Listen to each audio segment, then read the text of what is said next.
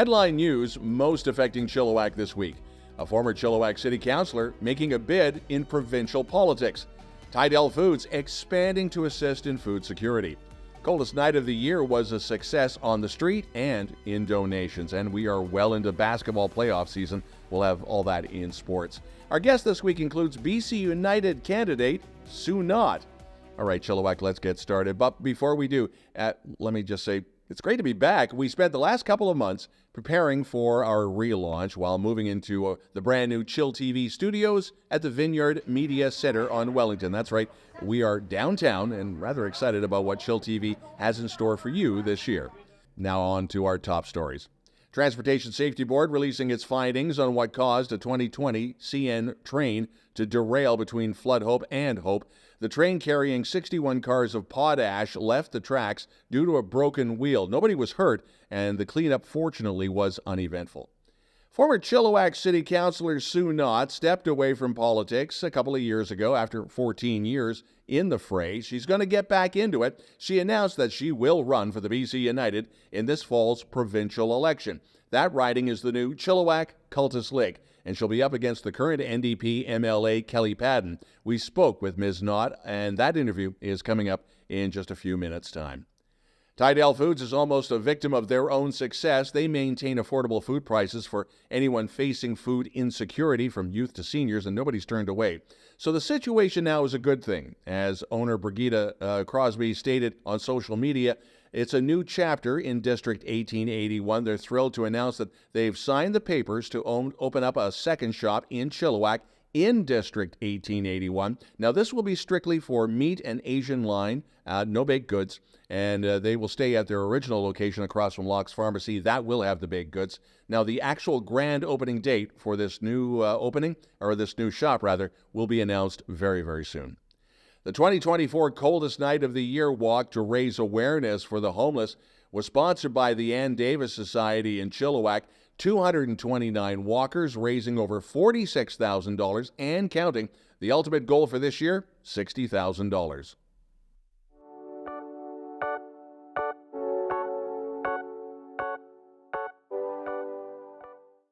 The 11th annual Chilliwack Hometown Hoedown for Hospice, benefiting the Chilliwack Hospice Society, is coming back Saturday, April the 6th, and it promises to be, when they're calling it, a rip-roaring good time. Now, they're still working on the fixins and all the details for the food, the music, and the entertainment, but tickets are now available through the Hospice social media. The Back to the 90s annual fundraiser for Chilliwack Restorative Justice is also April on the 6th, and get ready to party like 1999 at a, quote, groovy event. That'll be taking place at the Bridalwoods Event Center, so dust off the denim overalls and the neon windbreakers as we transport you back to the era of boy bands, grunge music, slap bracelets, and the time when I had hair. And the bike shop, by the way, has to look for a new home. They were in the back of the GMView United Church, but that site will be torn down for a new social housing project. The 2024 BC budget was brought down. Now, this is the last one before the October 19th provincial election. This budget includes capital investments to fund schools, post-secondary facilities, housing, healthcare facilities, road, and other infrastructure projects over the next 3 years. There are increases in the family benefit, the renter's rebate, and the electricity credit, and that'll be in your bank account in the weeks ahead. Does your lawn, basically look like this? The European chafer beetle, or the scarab beetle, is an invasive lawn pest. It has spread through Mission and, the rest of the Fraser Valley over the past couple of years. What happens is it feeds on the grass roots, and most damage occurs from the raccoons and the skunks, which dig up the turf to feed on the grubs. And once again, it's a problem this early in the year. Check in with your municipal social media if you have this problem, or with your favorite green thumb or nursery, paging Brian Minter. Coming up, we have a look at sports and all things basketball. As well, our interview with Sue Knott.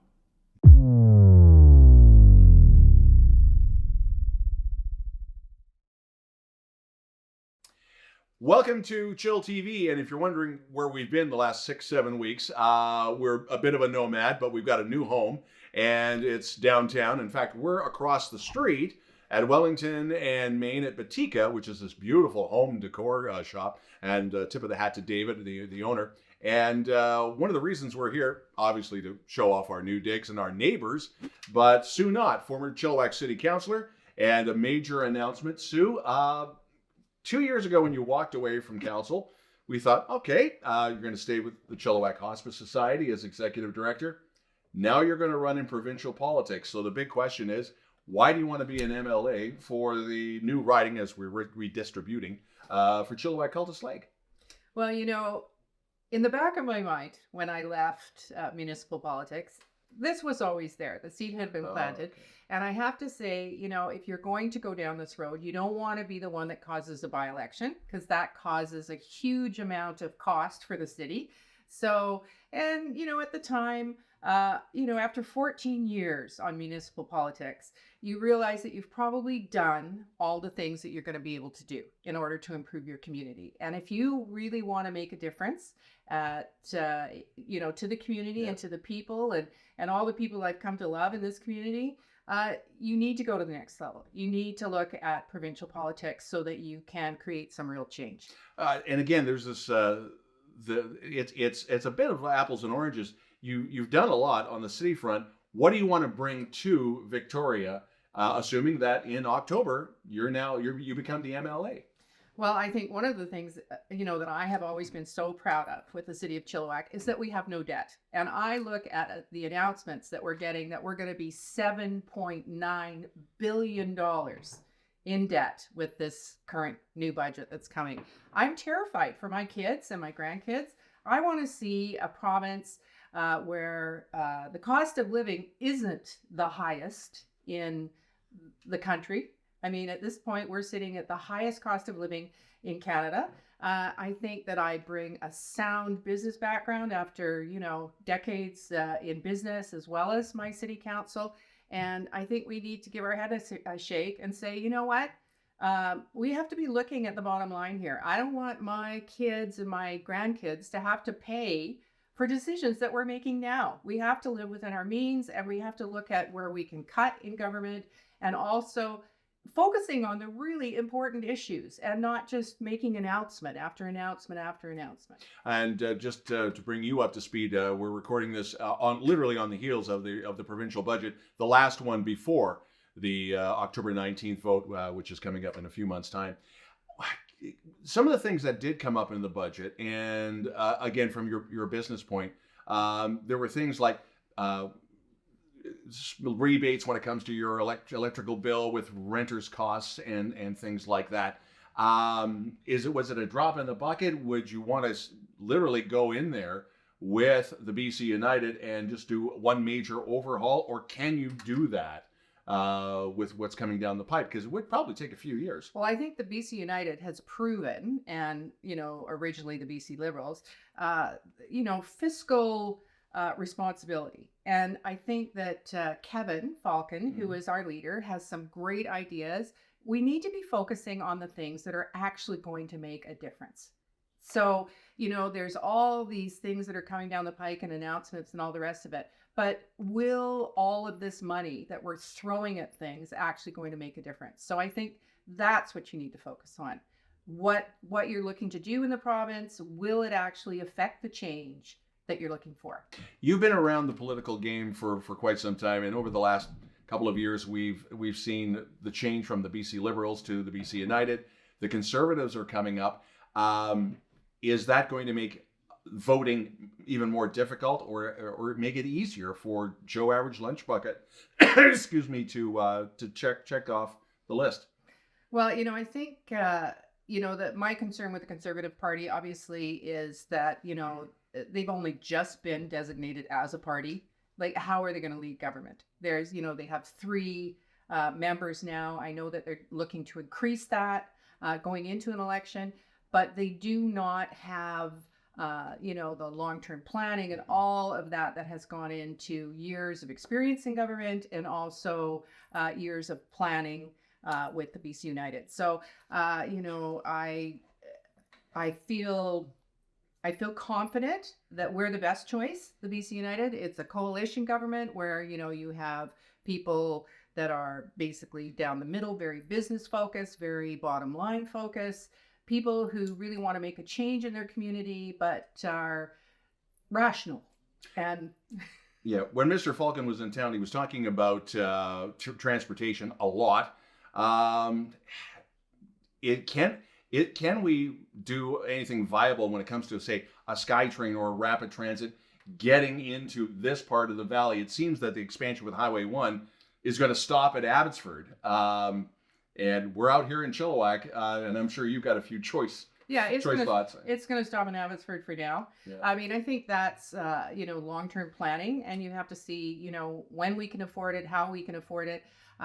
It's an important thing, but I just look at, recently we had a 4-month bus strike that it was allowed to carry on and on and on. And all of those people trying to get places in Chilliwack. I mean, let's solve those problems first and, and make the long-term plans that are going to bring that kind of connectivity to Chilliwack. There are going to be some people asking, because of your connection with Chilliwack Hospice, do you have to step away from it during the campaign? Well, I have to say the Chilliwack Hospice Society is the most amazing organization. They are very, very supportive of me going down this road. If, in fact, and hopefully, and I expect to be elected in October, then we will look at having to replace my position, and I will have definitely some involvement in that. But for now, it's business as usual. I have, worked as a city councillor and worked for the Chilliwack Hospice Society, and I am thrilled to continue that until such time as I have to step away. In this day of social media, and I know when you walked away from city council, you had a few choice words about the trolls.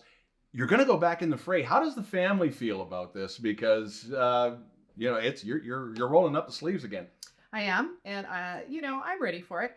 And I think, maybe that was a little overplayed. Of course, nobody likes the trolls. Yeah. And I think that the landscape has changed for politicians in this province and in this country. People are very free to say all the horrible things they want to say. You just can't let it get to you. And, my family is very supportive, very proud. They know that I have a passion for this community. And, they knew it wasn't going to stop with city council. And, so... I'm ready for whatever comes my way, and it's going to be a great ride. It's going to be interesting between now and October the 19th. Sue Knott running for BC United in the new redistributed riding of Chilliwack-Cultus Lake. Thank you again. Thank you for having me. You're watching chillTV.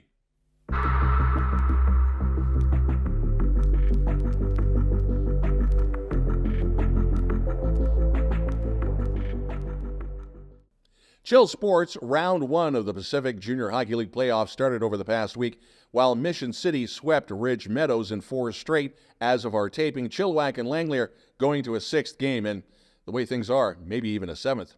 After a tough defeat to the Saskatchewan Huskies in Saturday's semifinal, the host UFV Cascades women's basketball team bounced back to claim the bronze medal at the 2024 Canada West Tournament with a 64-41 win over UVic and the Vikes.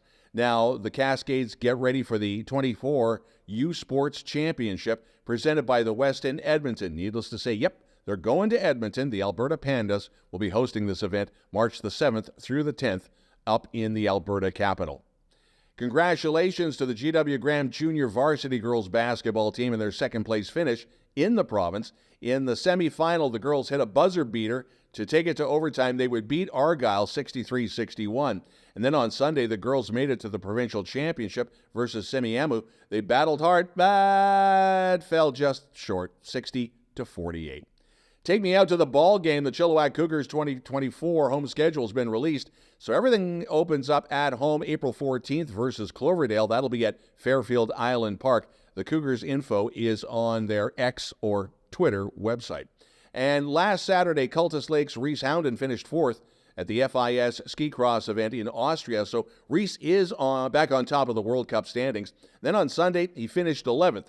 Day 2 saw warm weather with the snow, and it was hard and fast. And almost every race saw somebody flying off the course, with the corners being really, really difficult to maneuver. Now, the weather is playing a factor for the next FIS ski cross race. Next stop on the Cup Tour was supposed to be in Feldberg, Germany. Well, that's been canceled because of the warm weather. Coming up, Carrie with her weather.